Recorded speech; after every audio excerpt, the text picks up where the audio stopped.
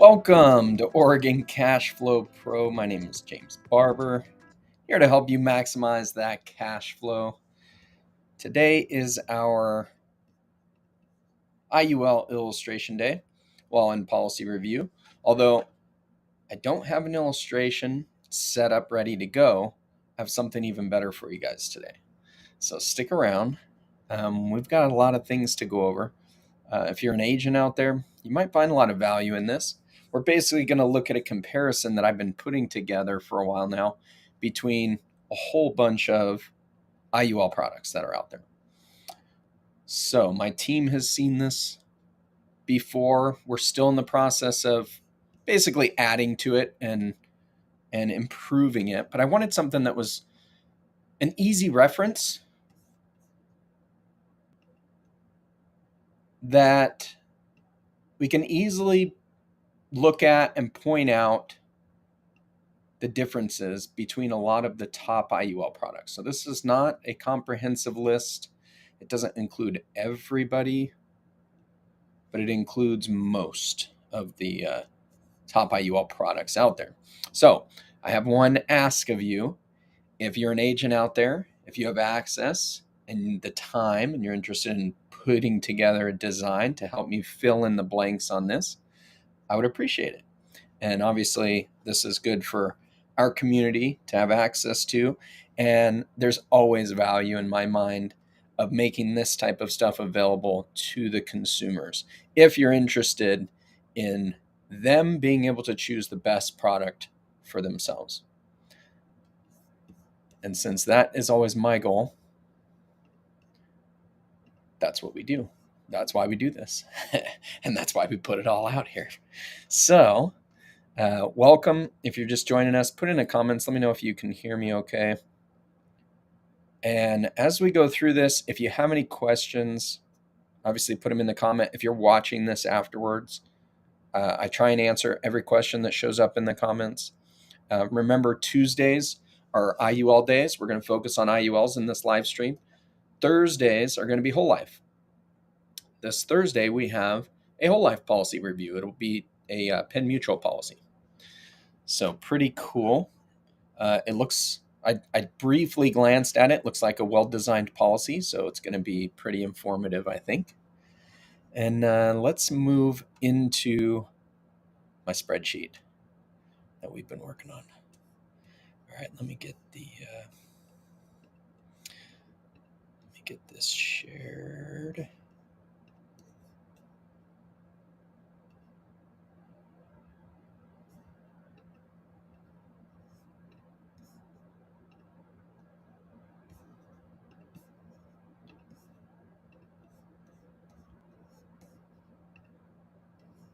Hey, Malik, thank you. Appreciate that. And let's switch over. So here we go. This is the spreadsheet. Let's see. Why is that cut off on the left side? That shouldn't be cut off. Oh, I know why. Because I have it set to cut off. You know what? Let me make it. Let me make this a little bit smaller so that it fits.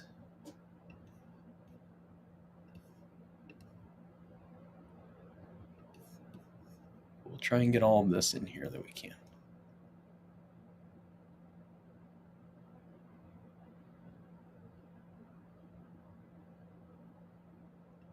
All right, there we go.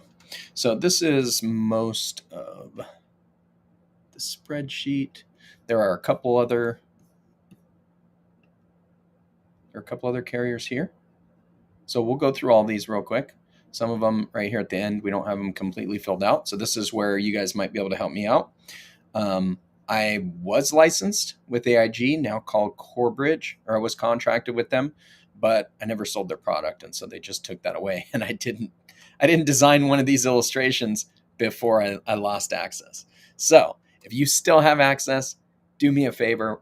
I'm going to explain to you the parameters of this. Do an illustration for me, send it to me. And then I can fill this in, or you can just tell me which ones. Tell me the answers to these to fill in for anything that I'm missing. So here we go. On the left, we've got Allianz Life Pro Plus Advantage. Then we have the F&G Path Setter, Pack Life, Discovery Accelerator, IUL2. Some of these are going to be changing here in the near future as well, especially once AG49B comes out in May. So the value of this is going to be short-lived once these new products come in, but we'll update it. So I'll do another video after we get all the changes in place. We'll update these and do our best to keep you guys up to date. Gil, thanks. Hope you're doing well. Okay, so National Life, their Flex Life product, North American Builder Plus 2, Securian, Penn Mutual. The Penn Mutual, this is the accumulator IUL. So on some of these, if they have multiple IULs, I do try and specify which one we're looking at. This one is accumulation, AIUL for Penn Mutual. And I'm going to have some more on this one when we get into the numbers here, because there were some interesting things that I noticed here. So this one is, I forgot to put this one in here. Let's do 100. Okay. 400K. And 100K. Okay, so those are blended designs. Then we have Transamerica. This is their older product, not the new one. I'll have to get the name up there on that one. Just know this is their old product. They have a new product that came out the beginning of 2023. These are the numbers for the old product. Mutual of Omaha, Nationwide, AIG, and Columbus Life. So those are our contenders.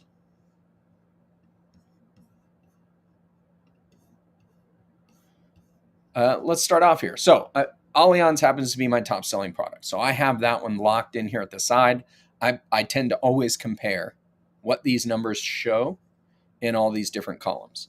Now, I've sold more than just Allianz. I think last year I sold Allianz, F&G, National Life, North American, and Securian. I think that's it. So I think I sold 5 different carriers, IULs, last year. Yeah. There can be some certain circumstances where some work better than others. And then, of course, some clients just prefer to get that particular product. So this is just an overall guideline. It doesn't necessarily mean that your client or you should choose one or the other. You're going to take all of these factors into consideration. You're going to get an illustration demonstrating how that product is going to best meet your goals. So some of these may not compare as well to the other ones here on this chart, but it doesn't mean that product is necessarily not the best one for your situation. So something to keep in mind. This comparison is for a 40-year-old male, non-tobacco. The numbers change based on your age, your gender, and obviously your health rating. So I just chose a standard non-tobacco. That's your average non-smoking 40-year-old male. That's what that means. Okay. Underlying insurance costs are a little less expensive if you get preferred ratings. If you're female, the insurance expenses are a little lower. The MEC limits are also lower. So something to keep in mind. But we're going to go over the different policy designs. The value in this spreadsheet is to compare these products with all the same parameters. That's essentially what we're trying to look at. So we have the minimum death benefit. This row is the minimum death benefit that you can sell this product with. Okay, you can see here with Allianz, $100,000 is the minimum. This is for the base face amount. Okay, F&G Path Center will go down to $50,000. Pack Life will go down to $40,000. National Life will go to $25,000. Although actually, they've made some recent changes. It was actually $100,000, but you could do a blended design that made it that base face amount lower. So that's why this says 25. Something to keep in mind. Okay, you may not see a total death benefit of less than 100,000 with the National Life.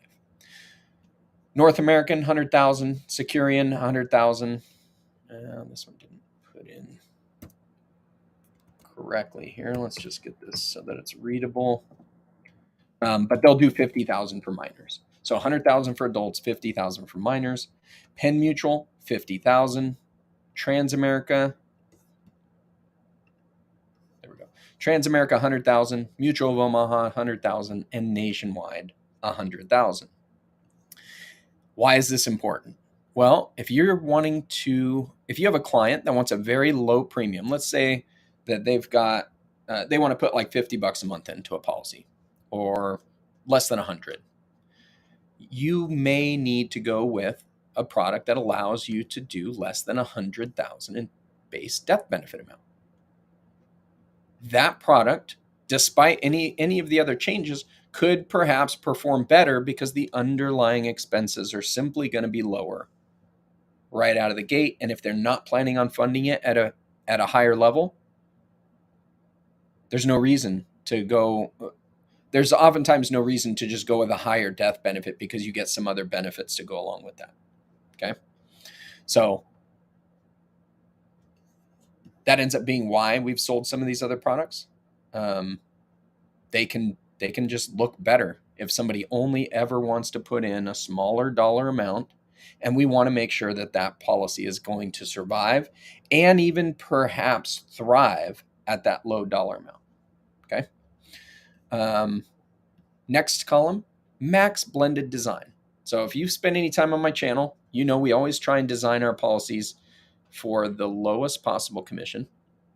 When it comes to generating a policy that has the highest cash value, not just in the early years, but every year in the policy, that usually entails some type of a blended design where we're going to have our base face amount, and then we're going to blend in some non-commissionable term insurance.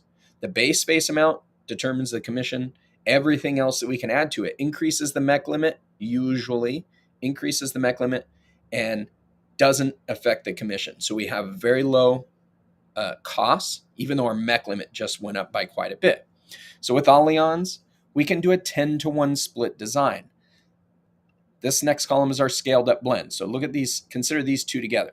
So with the max blended design, we have a base of 100,000 death benefit, which means we have 100,000 base, and we can do 10 times as much in a blended design, which is a total death benefit of $1.1 million. Okay. That gets us a MEC. So that our MEC in this case is going to be at the scaled up blend, or if we can't scale up, or if it scales at a different amount, we've just done 1 million in total death benefit. Okay. So the MEC at the scaled blended amount, in this case, it's 1.1 million death benefit, would mean you could put in $64,000 a year into this policy, $64,344. The target premium tells us what the commissions are going to be for this product. Okay. Generally, most agents make 100% of target premium for their first year commission. After that, it's a small recurring amount. Now, those numbers can vary depending on who they're contracted with, how their contract is set up, if they're with a multi-level marketing organization. Those things can all change. So like realistically, any agent on the street could earn anywhere from like 25% of target premium up to over 100% of target premium, depending on how their contracts are set up. For your purpose as a client, just assume the commission is going to be 100% of target premium. It's just a nice, easy way to figure out if you're paying more fees or less fees in your policy, because somebody's getting that commission. If it's a multi-level marketing organization, and the agent is making 25% of target premium, their upline is likely getting another 25%, and their upline's getting another 25%, and their upline's getting another 25. Like it all gets spread out there. Okay. And then the FMOs, the company at the very top that does a contracting between the carriers and the agents, they're going to get an override fee as well. So there's expenses that are all built into that target premium indicates to us if your expenses are going to be higher or lower. So that's a nice, easy way to think about it. Just assume that's the commission for the first year. It's a small number after that. But one of the biggest impacts in your policy is how much is that target premium? Okay. So ideally, we want to see a lower target premium. Not necessarily between different carriers, because the products are going to be slightly different. But when you get a design in any particular carrier, you want the lowest possible target commission or target premium. There is almost no product out there that if you see a lower target premium, it's not going to perform better than a higher target premium. Okay. In the IUL space, it can be different in whole life. Okay. But in the IUL space, totally different.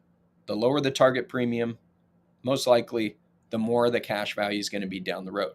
There's a small exception to that, and that could be that non-commissionable term insurance does come with a slightly higher cost than the commissionable term insurance if you just look at the cost of insurance. Now, there's other fees inside of an IUL where they recoup commissions. So in general, you might pay a little bit more for the insurance, but you're going to save thousands or tens of thousands on commissions. And it's certainly worthwhile to do it that way. So the small caveat in there is just look at your illustration and make sure that the actual cost of insurance on that is not so much higher that it doesn't make up for the reduction in commission. Okay. And we'll get into that. There's a couple of products that we're going to look at here farther on into this spreadsheet where we're going to talk about something like that, where they don't actually allow a blended design, or they might allow a blended design, but there's not a benefit to using it. So target premium, that's your commissions, essentially. We want to see that lower. In this case, and then we have our minimum premium. So this is minimum premium for the scaled up blend. So at 1.1 million in death benefit here for Allianz, the minimum amount you have to put in each year, $37.93. The flexibility in these products, the reason that I really like them is you have a minimum of less than 4,000 that you're going to put in, but you can dump in 64,000 a year. That's a huge range. That's a lot of flexibility. And if you don't put that much money in, that extra space that you didn't use carries over and you can fill it up in a later year. Okay. Now, if you're a 40-year-old male and you get a policy or you're looking at a policy like this and you have no interest in putting in 64,000, don't get 1.1 million in death benefit unless you just want that death benefit. Okay. This is just showing you the maximum blend and what's possible in these things. I have a lot of people that sign up for the 1.1 million so they can optimize that split. Even if they're thinking maybe they're only going to put 50,000 a year in, to add that extra 100,000 in death benefit might be just $100 a year or $200 for the year. But it gives them the flexibility to dump in another $14,000 if they get the opportunity to. So sometimes they'll just start with that maximum blend just in case they want to use that space. And if they don't end up using that space, we can always get rid of that term insurance. It doesn't have to stick around being a drag on the policy if you're not going to use that mech space. Okay. Our next column, annual account value charge. Not every carrier charges this fee, but some do. This is like an asset under management fee. Okay. Basically, the higher the value in your policy, the greater that charge is each year. Okay. It's going to be really cheap in the early years. It can get very expensive. It can be a very expensive add-on in the later years. Wash loan is our next column or our next row. The wash loan is the ability to effectively get your money out of the policy with a net zero cost. Like that's the idea behind a wash. You're going to pay a certain amount of interest and you're going to get an offsetting credit for that interest. Now you'll still have expenses in the policy, but you don't have to worry about a loan. But you don't have to worry about the loan getting no credit and possibly causing a lapse in the policy. We went through a lot of that in one of our earlier videos. So if you have any questions about that, just ask. Next one is our participating index loan. This is where you have the opportunity for arbitrage. This is the one that we got to be careful in when we get late into retirement and if we have $10 million in loans out in our policy. There's fixed and variable rates. In the case of Allianz, it's a 5% fixed cost. and it doesn't impact the growth in the policy. The growth is all still going to happen based on the index growth. So that's generally what we try to use if we expect to get some arbitrage. So if you have an index that can average higher than 5% and you know you can borrow at 5%, you've got a good chance for some long-term arbitrage on that.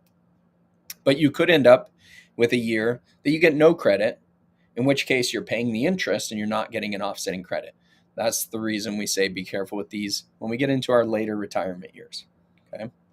And you can work with your agent to make sure that you're accessing your cash safely. Okay. Then we have our bonus. In the parentheses, in all of these, I put in parentheses guaranteed rates. Okay. So we have our current bonus amounts, and then we have our guaranteed rates.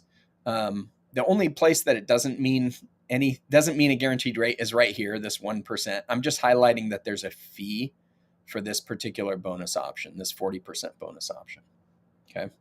But like the bonuses here in Allianz, you get a 0.9% guaranteed bonus, or you can utilize a 15% multiplier bonus or a 40% multiplier bonus if you pay a 1% asset fee. Okay, so that's the bonuses that are available. F&G has a 1% bonus that's available. Okay. You may have to have a particular index to be able to take advantage of these bonuses. Okay, they may not be available with all index options in these carriers. We're just highlighting if there are bonus options available. Okay. Uncapped indexes, are they available? I'm a big fan of uncapped indexes. I don't like to be limited on my potential growth. In general, I don't like to be limited. There's some really good opportunities with a lot of indexes out there that you could get really good returns if they're uncapped. But not all uncapped indexes are created equal. Okay. But I am highlighting if they are available in any particular product. Okay. Notice I don't have Pacific Life filled out here. I don't have access to the Pacific Life one. One of my team members does though, and he's going to get me this information so we can finish filling this out. They do have uncapped index options. They do come at quite a cost. Some of them come at quite a cost. I'm not sure the specific details there. Then we have our load fees. The load fee is an amount that comes right off the top of any new money that you put into a policy. Load fees generally range from like 4% up to 15%, I've seen. So a general normal range would be 4 to 10% that we see. If it's something outside of that range, might raise some red flags. Okay. And we highlight what the load fees are on each of these products. Sometimes there's a load fee that's a current rate, and then the guaranteed amount, meaning they can change it, is going to be different. Again, we're going to put those in parentheses like you see right here. Okay. Then we have our living benefit riders. All of our IULs come with at least terminal illness and chronic illness. Some of them offer an extra 1 or 2 riders. That might be another feature that might lead a client to choose one over the other, especially if everything else is very similar in design for their particular situation. Okay. The surrender charge period. How many years do you have to keep this thing without worrying about a fee if you cancel it, or having the potential surrender charges impacting your access to the cash value? Generally, the higher the commissionable amount that you pay, the higher those surrender charges are going to be. Okay. So it's not just the years that we're interested in. Certainly the amount makes a difference as well. You can have a policy like Transamerica with the proper design. So it's a 15-year surrender charge period, which sounds terrible. But with a proper design, it can have very low costs in it at the beginning, and the surrender charge would be very low. So it may make sense to do something like that, even though it's a 15-year surrender charge period, because in the later years, we're talking a couple $100 for a surrender charge fee, not very big of an impact. Okay. And it's the same thing for all these. If we can design a really nice blended design, we're going to see lower surrender charges in those products. Then we have our no lapse guarantee.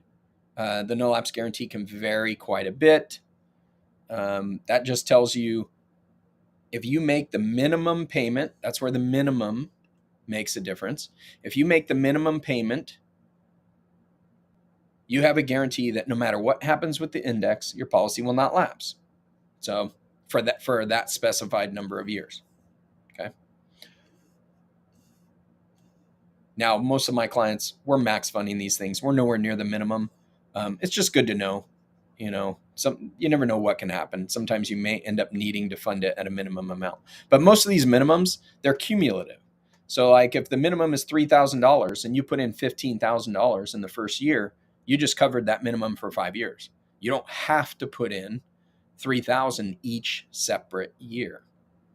It's just that the cumulative has to meet the minimum requirements. Okay. And then we may have some extra notes. Okay. So we'll take a look at each of these. So let's get into this. We've got Allianz. We're just going to go through each one of these now fairly quickly. And if you have questions, put them in the comment section. Allianz has a minimum of 100,000. We can do a 10-to-1 design that gets us 1.1 million on a scaled up design. You can put in 64,000. The commission on that is essentially $2,100. That's on the target premium. Now, most of these product policies will pay a little bit, like maybe 2% or 1% or 2.5% or 3% on anything above target premium. So if you put in 100,000 and the target premium's 2,000, you're going to get that. The agent's going to make like 2% on that extra $98,000. Okay, so that's like an extra $1,800 in commission. For the most part, just know that this number is a good indicator on if it's the proper design. Okay, not always, but in almost every case. Okay, then we have our minimum premium. So for Allianz, that minimum premium $3,700. They don't have an account value charge. Their wash loan, these are guaranteed. One of the nice things about Allianz, almost all of this stuff, actually everything on this list, these are all guaranteed. They can't change it. Okay, we're going to see that it's not the case with a lot of these other carriers. So we get a 0.91% net cost for the first 10 years if you're using a wash loan with Allianz. And after 11 years, you're going to get a net gain of 0.04%. That's almost nothing. So we'll just assume it's a wash. Okay, 0.04%, negligible. Okay, but it does wash, and it's guaranteed to wash at that point. Their participating index loan is fixed at 5%. That will not change. It's fixed 5% for the life of the policy. That's really good. I actually really like the participating index loans in general. I just look at it like the cash value in our policy is a line of credit. What is my cost to access that? I don't want to think about whether it's impacting the growth or not. I just want to let the policy perform as it would perform because I'm happy with the average that the indexes do. And the only way I'm going to get that average is if I'm in those indexes every single year. So if I want to take a loan, I'm going to consider what is the actual cost for me borrowing that money. In this case, it's 5%. Okay. Bonuses, we've got a 0.9 classic bonus. We've got the 15% multiplier and the 40% multiplier that costs 1%. The uncapped index options, they've got 2 of them, Bloomberg and PIMCO, both of them excellent uncapped index options in my opinion. The load fees for the first 9 years is 8%. After that, it's 4% a year. Now you're going to see that is the case for a lot of carriers. Well, they'll start out with a higher load fee and they'll reduce it. Sometimes people will ask me, well, maybe I should wait until year 10 before I start dumping a bunch of money in. Well, you're talking about waiting 10 years on compounding on money to save 4%, to save a 4% cost. Remember, this is a one-time cost. The average return in the 40% bonus option with Allianz, the average return right now with the current participation rates over the last 15 years is over 12% after that 1% fee. So if you wait 10 years, you missed out on a ton of compounding to try and save 4% on a load fee. So don't worry about it. The load fees essentially help the insurance companies cover taxes that go to the states. Every time you make a payment on your premium, there's a tax that's owed to the state. The insurance companies pay that. They don't.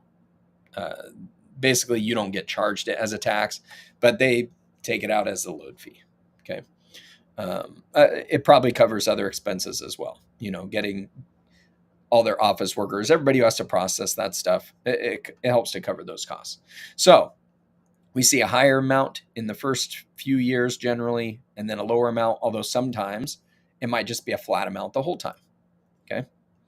Then we have our living benefit riders. I talked about that a little bit earlier. Allianz has a 12-year surrender charge period and a 10-year no lapse guarantee. In the notes section, we'll note that there's a lock feature that's available for the volatility indexes. That means you have the ability throughout the year, anytime that the stock market is open, you can go in and lock in the value for the rest of your year. So from your annual point to point, you can just lock in that rate. And then when your annual point to point comes around, it'll reset to wherever the index is at that point. It's a good feature. I wouldn't recommend using it all the time because essentially you're trying to time the market, and it's really hard to time the market. But there could be some times where you just really want to protect your downside and not have to worry about a crash that seems like it may be coming up and may in fact happen, in which case you can lock it and sleep easy. Okay, so it's a neat feature. Also, the max blended design is different if you're under the age of 18 or over the age of 50. So our max blended design in general is a 10-to-1 split. Well, if you're under the age of 18 or over 50, it's a 5-to-1 split. So it changes a little bit. Not really that big of a deal because the MEC limits go up so much for a 50-year-old.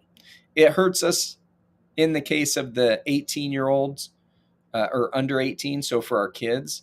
But in general, you're not going to do that much death benefit for a kid anyways. And most insurance companies, most IUL carriers are going to limit you to about $1 million on a kid anyways. So we end up, the commission is very low. So even though we would have to increase it to get up to $1 million, it would almost double the commission.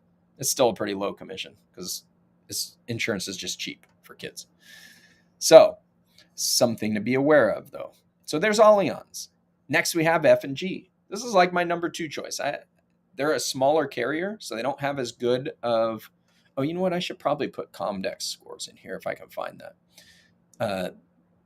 Allianz is like A-plus credit ratings, somewhere in the mid-90s for Comdex score. So that's like how good are these carriers? How stable are they? F&G is generally a smaller carrier. They recently got bought by the National F&G Title Company, so Fidelity and Guarantee Title Company, which helped to increase and bump up their credit rating from in the B's to the A's, but their Comdex score is still pretty low. So that's why they're not my number 1 choice, but they are a good smaller carrier with a really good product. Their minimum death benefit is $50,000, and they allow us a very similar design. So we can get a 9-to-1 split design. Now, the only caveat here is their split design doesn't begin until you're at $150,000 in base death benefit. Okay, so we can do between 50 and 150 with no blend with F&G. Once we get above 150, we can start blending it in. So since theirs is a 9-to-1 blend, the scaled up blend is $1.5 million in death benefit. Well, the MEC limit for $1.5 million in death benefit with F&G is $64,000. That's basically the same as a $1.1 million death benefit with Allianz. Okay, it's funny how these are very similar. The commission almost the same as well. We're talking less than $100 difference for $1.5 million in death benefit with F&G. The minimum premium is about $500 lower with F&G for that same amount. And that gets us a no lapse guarantee for a little bit longer, so 15 years. So we can pay that minimum amount for 15 years if we had to and not have to worry about that lapse. Now, after 15 years, if you've only put the minimum in, you better be worrying about a lapse. I never recommend people buy this if they have. any eyes on paying in the minimum amounts, at least over the long term. You can certainly not pay it in any given year or pay the minimum amounts for a number of years if you want to, and you've already built up your cash value. There's no account value charge. The wash loan for years 1 through 10, it's a variable rate, and there's a 2% net cost, okay, for those first 10 years. Here with Allianz, remember, it's a 0.91 net cost. After year 11 with F&G, it's a wash, basically the same as Allianz. So guaranteed to be a wash too. So I like this. I like this product in that we can do a good design. It's got nice low costs, and we do have that wash loan available when we get to older age and late in retirement. Their participating index loan, it's a variable rate, but it maxes out at 5%. So Allianz is 5% all the time. F&Gs could actually be lower than 5%, but it will max at 5%. So that one's a pretty cool deal. Last year it was at 4.5%. I imagine now it's probably up at 5%, if not higher. Or, well, I can't go higher, but it would be higher if it could be because interest rates have gone up, right? So that one's a good option as well. And it has a 1% bonus that's available with certain index options that they have. And they do have an uncapped index option with Barclays. Notice I have in parentheses the spread. There is no spread with their current rates, but they do reserve the right to add a spread. So that's the one downside about this product that I'm not thrilled about. We plan on owning these products for like 50, 60, 70 years, maybe longer in some cases, right? I generally don't want the insurance company to reserve the right to change a whole lot of things on these. You just have to pay more attention to it. If you're not making money for some reason in any given year, you've got to do some investigating and figure out why. What did they change? What happened? If it's not obvious that it's because the index was down, what else is the reason? So that's the only one downside. It's not a big deal, but you got to recognize that that's a risk that they could add a spread at some point. Their load fees, 9% for the first 10 years, 5% after year 11. They have 3 living benefit riders, so terminal illness, critical illness, and chronic illness. Their surrender charge period, 15 years, and their no lapse period, 15 years. And I don't think we have any. Oh, we do have a note. There's no split design for juveniles. So while we can do a 5-to-1 blend with Allianz, we can't do any type of a blend when it comes to a juvenile policy. So you could end up, if you had a $500,000 or $1 million death benefit on a juvenile, you're definitely going to have lower costs with this Allianz product because we can do that split design and reduce that commission. The commission is going to be basically 10 times higher for $1 million as opposed to the $100,000 base. So something to consider. Next, we've got Pac Life. I don't have all of these filled in, but I did get some numbers. They have a minimum death benefit of $40,000. They can allow a 5-to-1 split design. So if we have a $40,000 minimum, we can have a total of $240,000 with that optimum split. And if we scale that up to $1 million, we have a $41,000 MEC limit. The target premium at that level, $4,000. So you can see it's higher than these other two at $4,000. And that's at $1 million death benefit. This one's at 1.5. This one's at 1.1. And the minimum for that is also higher than both of those other two. Pac Life does charge an annual account value charge of 0.75%. Remember, this is like your asset under management fee. So 0.75%, that's kind of similar to a 1% asset under management fee that you might get if you were to go have somebody manage your money in the stock market. Okay. I don't have anything else filled in except the load fees. The load fees are 6% all the time. They've got terminal illness and chronic illness.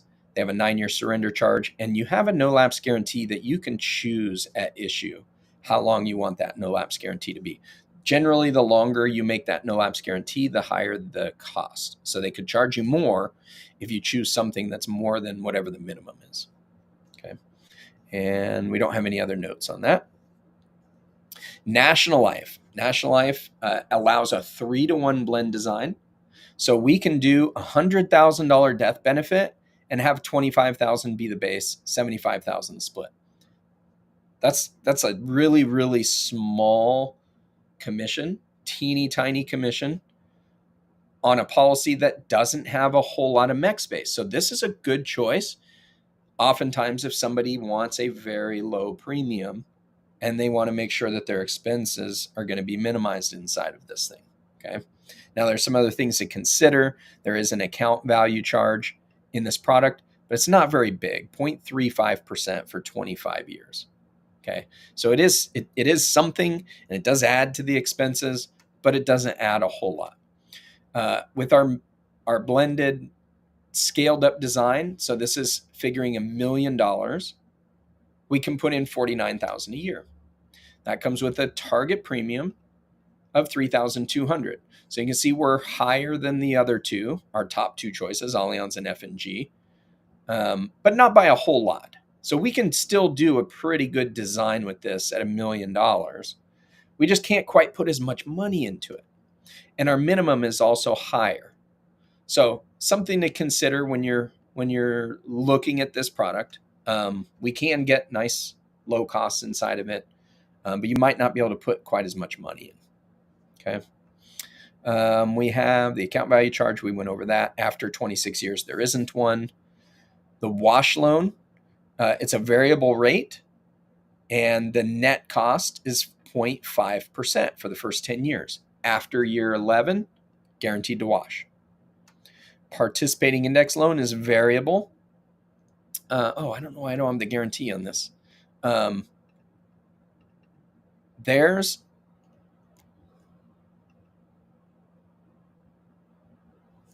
the guarantee is 6%. So National Life, it can go up to 6%. Okay, it's not currently at 6%, but it can go up. Now they also claim they have some type of a fixed participating index loan at 5%. That one's kind of weird language because it's actually not fixed; it can adjust. So I'm not sure what that's about. In general, we don't really look at it. We're either using the variable or we're using the wash loan. Okay, and then they do have a bonus available with the pace setter. It's actually available with both of these, but the highest bonus is with the pace setter uncapped index option. These two are both uncapped, but it doesn't begin until year 6. So something to be aware of. Their load fee, 6% for the life of the policy. That's a guaranteed amount. And they have 4 living benefit riders. This is usually the draw. What might tip the scales in National Life's favor is people like to have that extra living benefit rider, depending on the risks that they think they might end up needing it, right? So the surrender charge period, 10 years with National Life, and the no lapse guarantee, also 10 years. And we have no notes for this one. North American, $100,000 minimum. They do not allow a blended design. So there is no scaled up blend. At $1 million, you can put the most money into here among all these policies, $71,000. But you're going to pay a $20,000 commission on that. And your minimum premium is more than double these other ones. So it comes at a steep cost to be able to do that. They also have the highest annual account value charge at 1.25%. So some definite things to be aware of. This product can be good at very low numbers where we don't have to worry about, how it's going to compare to these other ones. It'll compare favorably until we start doing a blended design, and that's when it starts to lose the luster, right? But it does still have that 1.25% cost. Now there is something to offset that cost. You'll see when we get to the bonus. Actually, I don't have the bonus listed here. This is the guaranteed amount. Let me put this in parentheses. We're still trying to improve this thing. So the bonus is actually in 1 through 10. It's currently 1.65%. And in 11 plus, they think that they're going to increase it to 2.65%. Okay. But they reserve the right to change it to 0.5% in any of these years. So under their current rates, and it's possible, this is a big company, they're good. It's possible that they will keep this 1.65% around for a long time and increase it to 2.65 when you get after year 10. That offsets this annual account value charge. Okay, we're making more than that on the bonus. And when you see an illustration, it illustrates these. These are probably going to change when we get AG 49B. I don't imagine they're going to allow them to do this when there's a 0.5 guarantee. So this is something we're going to be watching for. But just know that the illustration is going to illustrate a 2.65 bonus in years 11 plus, even though the company could reduce that down to 0.5% anytime. Okay, so there is some risk in this product with regards to that bonus. Now, the wash loan, it washes in year 6 plus. This is one of the earliest washes. Penn Mutual does the same thing, but this is one of the earliest washes. It is a guaranteed wash. Their participating index loan, they have a variable and they have a fixed. It maxes out at 6% with the variable and it maxes out at 8% with the fixed.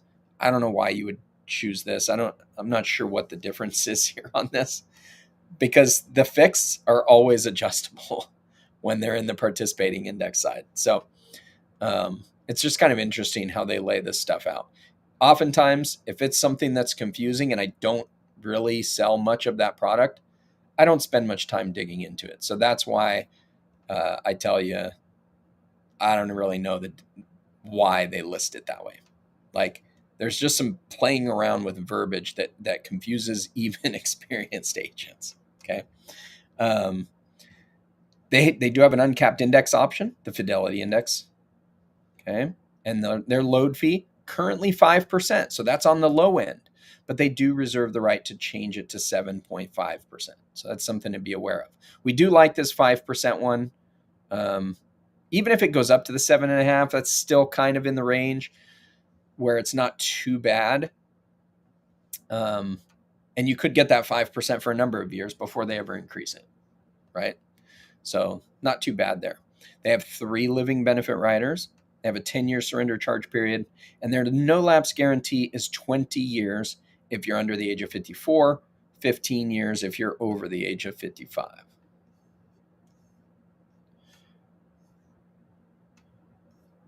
Okay, Securian.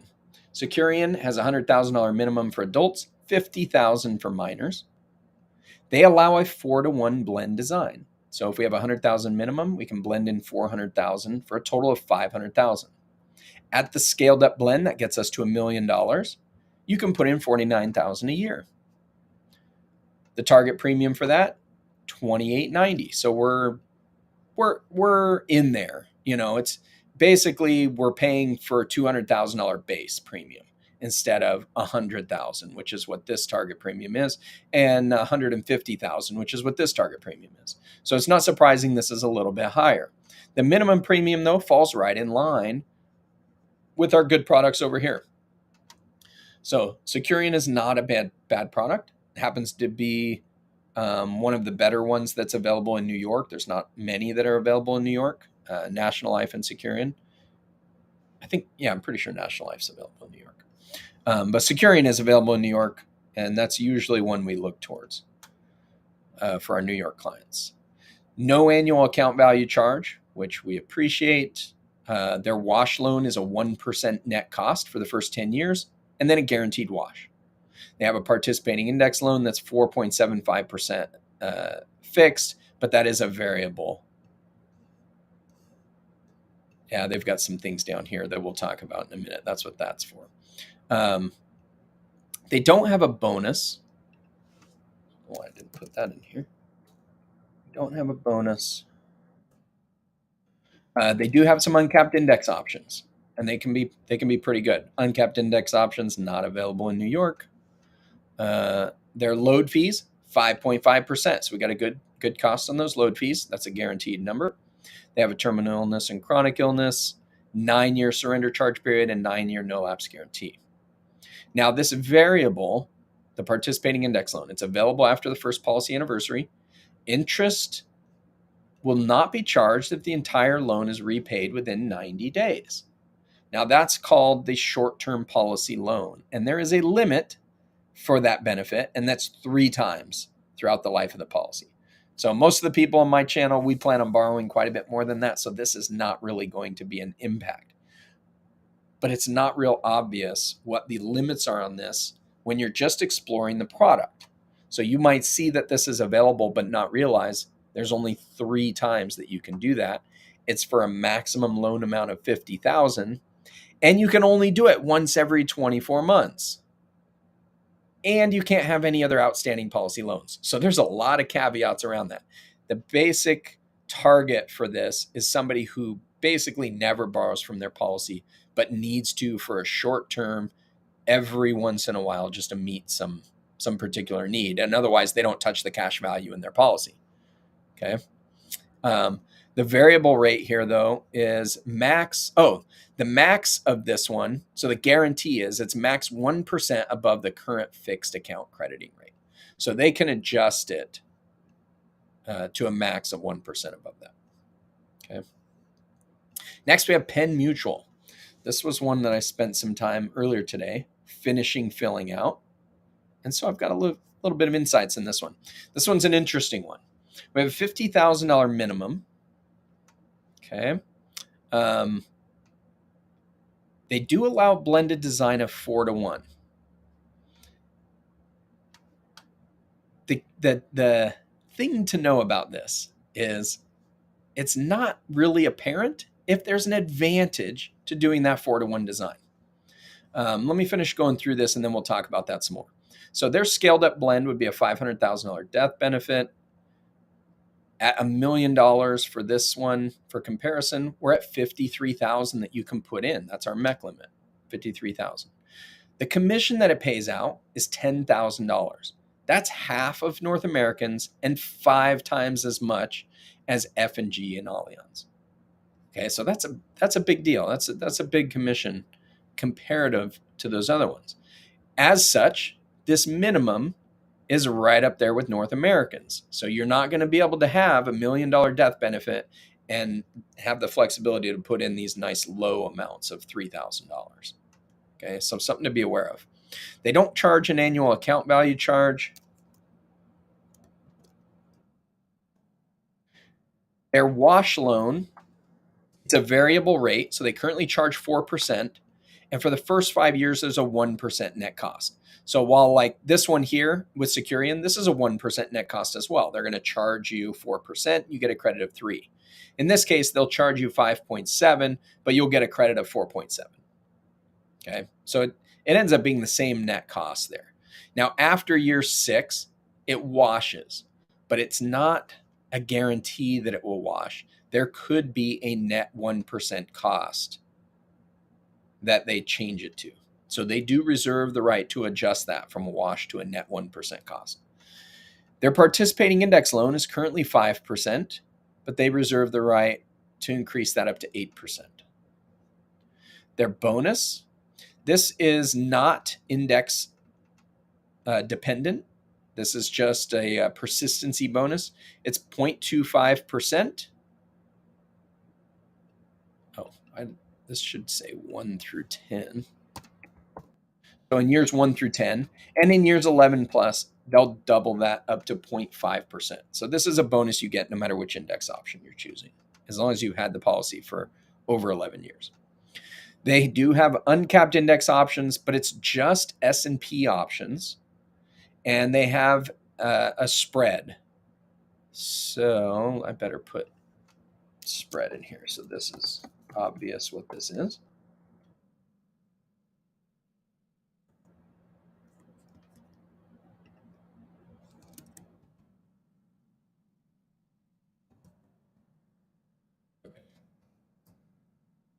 Make this a little bit wider. Okay, so we have a spread. So their S&P, I'm not a huge fan of these uncapped index options, just so you know. I'm not a big fan of the spreads. You get a 50% participation rate.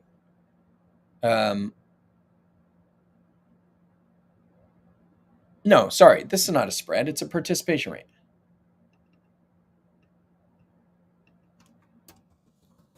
On that, the par rate. I guess we're trying to do this on the fly. It's a participation rate. So 50% participation rate. Um, it, I think of the participation rates like this as a spread. Yes, it's uncapped, but essentially for you to get the equivalent of a 10% cap on this, to max it out, the S&P is going to have a 20% return. How often does the S&P return 20%? It does sometimes.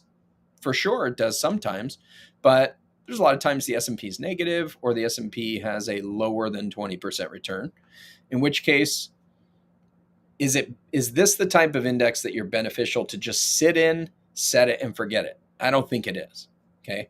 Maybe this 2-year with the 68% participation rate, but I'm generally not a fan of multi-year index options like that because you don't get that annual compounding. You wait and you get a 2-year compounding. So I'm just not as enamored with these types of index options. You can do a 1% or a 1% floor. So these have a 0% floor, but you can do the S&P 1 year with a 1% floor for a 41% participation rate. So instead of a 50%, you're guaranteed to get that 1% growth. Not a huge fan. The load fees, 8% for the first year, 5% in years 2+, but they do reserve the right to increase it to 8%. The living benefit riders, terminal illness, chronic illness, 9-year surrender charge. This one has a nice no lapse guarantee. It's 30 years or age 85. Now this explains to me why this minimum premium is so high. That's how they can keep this 30-year no lapse guarantee, because they do have a very high minimum. It doesn't mean you have to put in that much for every year. If you put in less than that on average, you just don't have that no lapse guarantee. Okay. So it's 30 years or age 85 with a 5-year minimum. So that means if you're 81 years old, you start a policy, you get at least 5 years of a no lapse guarantee at whatever the minimum is. It's not going to be this minimum. It'll be quite a bit higher if you're that old and you're getting $1 million in death benefit. They do have a dollar cost averaging account, which means if you have the premiums, you're doing an annual premium and you would rather have 12 monthly point to points, and you put that money in and you want it spread out over those 12 monthly point to points, they're going to credit you 10% interest while it's waiting to be added to the index. So that's nice. It's kind of gimmicky. It doesn't make up for some of the other limitations that I see in here, but it's nice to know that your money is going to be earning something good. In my national life policy, they have this similar thing, but they don't give us an interest credit above whatever the fixed amount is, which is like 2% or 2.5%. So while my money's waiting to get allocated, I only make 2.5%. So this definitely looks better on that regard, but it's only for the funds for that year. So like you're not, the difference between 2% and 10% on funds that are waiting to get in month after month is going to be pretty negligible. So that's why I say it's kind of gimmicky, but it's better than nothing. Now, the thing that I wanted to talk about in brief with the pen is this blended design. If I run this without a blend, you actually have more cash value in the first year than when I do a blended design. Now, generally, we do a blended design in order to get access to more cash value and reduce the expenses, and that ends up in longer term growth, better cash value long term. In this case, it doesn't benefit you in the early years. Like you don't have access to more cash value. So the policy that I had illustrated on this one, if you put in the maximum, which is 53,662, you're going to have access to like 42,000, or sorry, your account value is 42,354, but you only have access to $14,304. That's a lot of surrender charges, and that's because that commission is high, right? So the difference between those two numbers is the surrender charges. Normally, when I do a blended design, like when we do this 4-to-1 design here with Securian, we're going to have a lot of cash value available because the underlying commission is quite a bit lower. So with a similar design for Securian, I would say instead of 14,000 in cash value, there's probably like 35 or 40,000 in cash value. With Penn, you're only going to get 14. This is with their IUL. I really like Penn's whole life.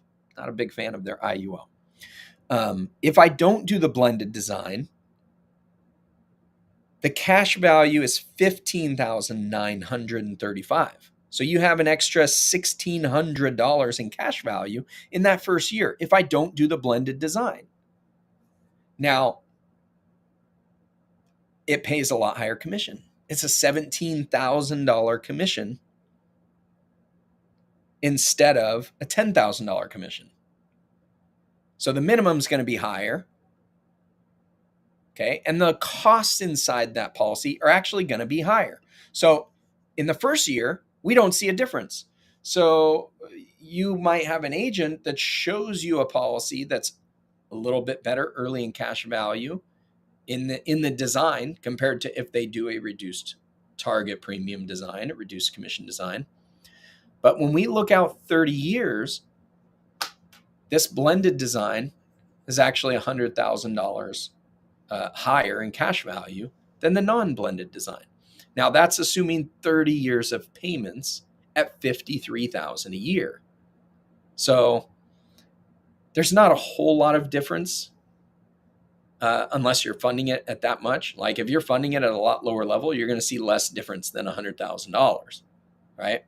So in general, I generally just avoid this product. But if you're interested in that product, just know that there is some weird things happening with the design. The split is available, but it may or may not really benefit you to utilize that split. Okay, so definitely take a look at the minimum amounts, weigh how that target premium weighs into it, and then of course everything else with that particular product. Well, let's move on to Transamerica. Transamerica 100,000 minimum. They allow a 10-to-1 design. They're the only other one besides Allianz that does the 10-to-1 design. There is no blended design for juveniles. So again, we're in the case where if you have a juvenile and you want to have more than 100,000 death benefit, you're probably going to find some more benefit going with Allianz and getting that blended design there. The scale up blend then at 1.1 million, same as Allianz, but your MEC limit's 54,000. So you can put 64 into an Allianz at 1.1 million, but only 54 in Transamerica. Here's where Transamerica really shines as from an expense standpoint, nice low commission. So when we do this blended design, that target premium is the lowest among all of these at this scaled up blend. As such, the minimum is lower. Okay. Now they kind of make up for this in other areas, not to the commissions to the agent, but in possible charges to you. And that's here in this 0.06% per month annual charge. So that adds up to 0.72% for the year. Okay. Comparable to Pac Life at 0.75. Okay. So that's a 0.72 annual charge. That can get expensive later on in the policy. Okay. Now, they do not have a participating index loan. Kind of a bummer. If you're planning on accessing the cash values to go invest in other stuff, this is not going to be a good product for that. If you're not planning on doing that, you just want to put money in and have nice low costs starting out, this can be a good product for that. But they don't have uncapped index options either. We'll get to that. They do have a wash loan. It's a 1% net cost for the first 10 years.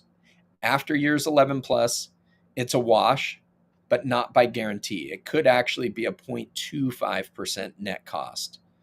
So they reserve a small adjustment there. Now, that's not a huge cost, 0.25%, not a huge cost, but it's something. Okay. If they end up instituting that and they're charging you this 0.72, now you're up at almost a 1% annual annual charge on money that you're borrowing. Okay. Actually, scratch that comment. This account charge, this 0.06 per month, if I remember correctly, that's if you're participating in an index. So if you're using the wash loan, you may not get charged that 0.72 on those particular funds. I might have to double check that. It's been a while. I don't ever sell this product. All my clients want to borrow against it, and these loan options are not very attractive. So I'm unsure about that. But they don't have a participating index loan, which is one of the main reasons why we don't sell this product. They don't have a bonus, and they don't have any uncapped index options. You only have the S&P index. It is, however, one of the highest caps out there for an S&P 1 year point to point. So it's generally the higher caps, and I think that's where you're paying this money from. I mean, this buys you that higher cap essentially. Okay.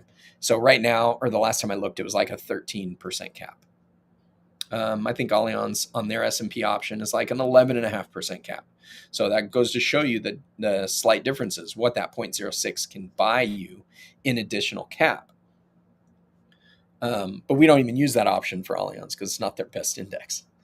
The load fees are nice and low as well. They start out at 4% with the Transamerica product. So when we look at this product, really, really low expenses in this thing starting out. There is a chance that they can change it. They do reserve the right to change that to a 6% load fee. So that's something to be aware of. So from an expense standpoint, this is a great product. Again, this is not their current product. They just came out with a new one. This is their old one. Their new product, I did a video on that, and I'll link to that up here when I put this into a video later. Obviously, I can't link to it live, but I did a review on that product, and you can go over the differences. Essentially, some things got better, some things got worse. Okay. Living benefit riders, they have 3 of them. They have a 15-year surrender charge period, and they have a no lapse guarantee of 0 to 60. If you're under 60, essentially you get 20 years, or up to age 65. If you buy this product between 61 and 65, you get at least a 5-year no lapse guarantee. Okay. There's a floor of 0.75%, but that's offset by that monthly charge. And then they don't have that blended design for juveniles. All right, Mutual of Omaha. This is another interesting one. Mutual of Omaha actually does allow for a blended design, but there is no benefit to the client or you, the agent, for doing a blended design, unless they just want extra death benefit. Because when you do a blended design with Mutual of Omaha, the MEC limit reduces. So they're not giving you any MEC space, even though you're blending in some extra death benefit with the policy. So it doesn't work the same way every other IUL works when we do a blended design. So essentially, I don't ever sell this product. It ends up being a high commission. You can see here, 1 million death benefit. You can put in $49,000 a year, and that's a commission of $12,600. Your minimum premium, nice and high because of that, and those are going to impact your cash values. They have a wash loan that has a 2% net cost for the first 9 years. That's on the higher end. It washes after year 10 plus. We have a guaranteed wash. Their participating index loan is currently 4%, but it could go up to 6%. So it's a good rate to start with, but it could go up to 6%. They don't have a bonus.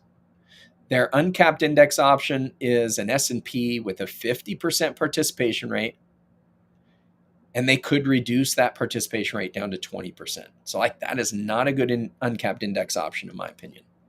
Load fee is 4.5%. This is a good, nice low load fee up to the target premium. And then after that, it drops down to 3% on anything in excess of target. Those are really low. It's going to help to illustrate really good if you're putting lots of money in there, at least from an expense standpoint for those load fees. But they do reserve the right to increase those load fees to 10% if they want to. So something to be aware of. The numbers look good up front. They could change to not look good.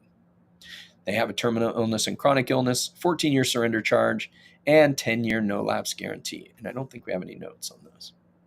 All right. We're almost done here, folks. We just have a couple more. Actually, it's just one more that we really have details on. Nationwide.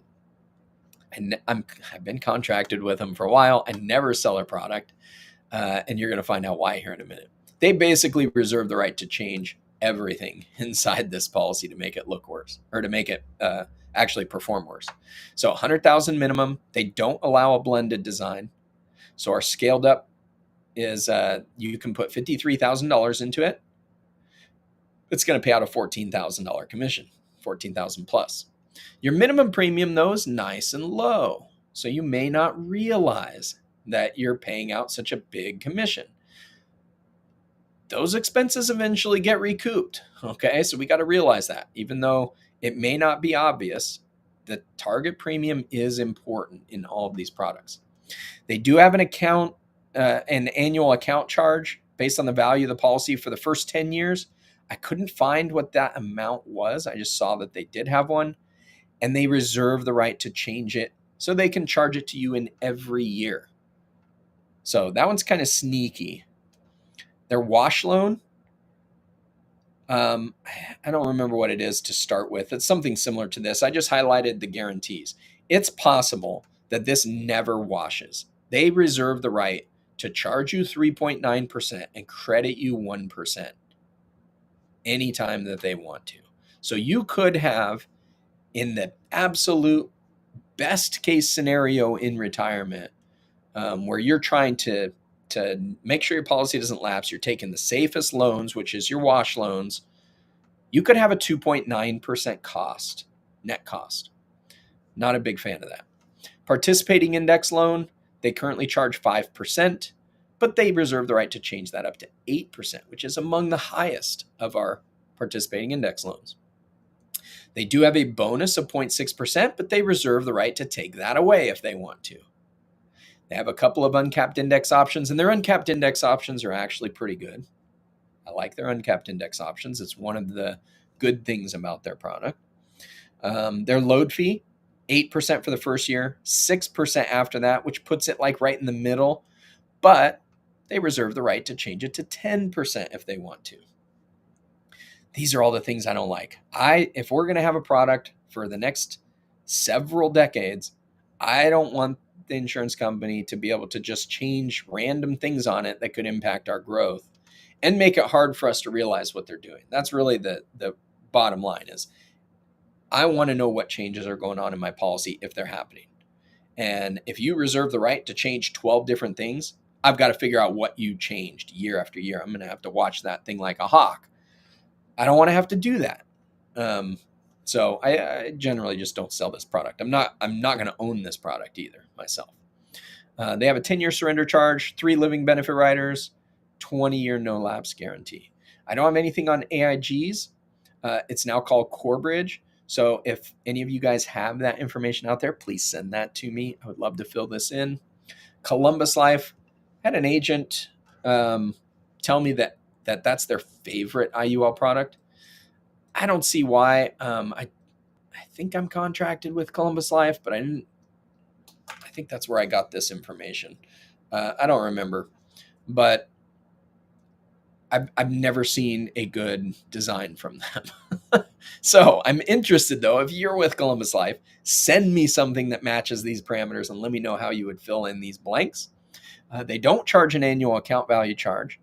Their wash loan is a net 0.5% cost, which is good for the first 10 years. Like it's at the lower end of the cost.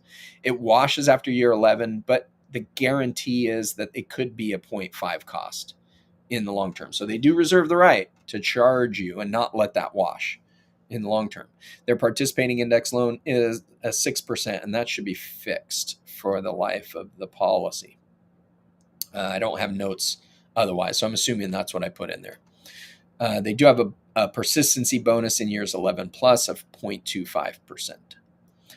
I don't know if they have uncapped index options. Their load fees, though, are fairly high at 8.75%.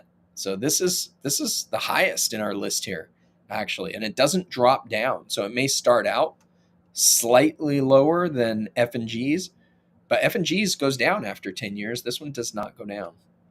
You have a couple of living benefit riders, and then a 10-year surrender charge and a 10-year no lapse guarantee.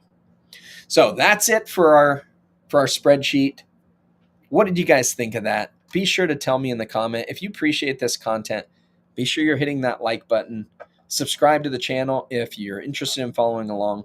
Everything that we put out here is about transparency in this industry. And I've found that it is a great way to do business. So I appreciate meeting with every single one of you who watch my videos and decide that you want to get your product from me. Know that every product I design is designed to optimize for your cash growth, minimize the commissions and the expenses inside the policy. Unless there's some other really compelling reason why we don't. But if there's a reason why we don't, you're going to know what it is, because I walk all of my clients through how we design a policy, why we design it, why we're designing it like that for them.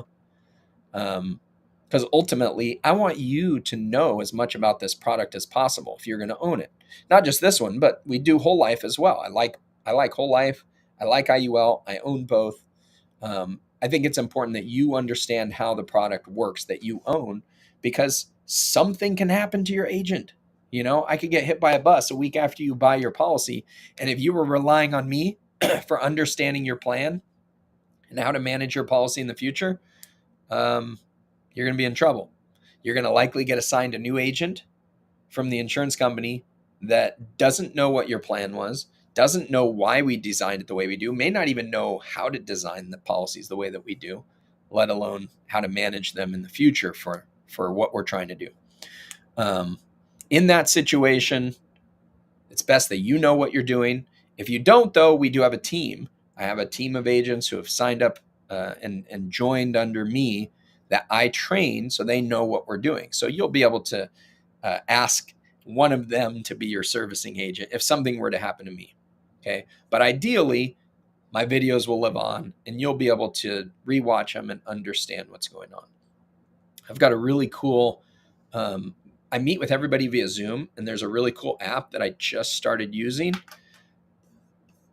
that will automatically send you a link to our Zoom meeting so that you'll have that. So when we talk about your plan, you're going to have that video and you can download that video and keep it so you can rewatch it in the future.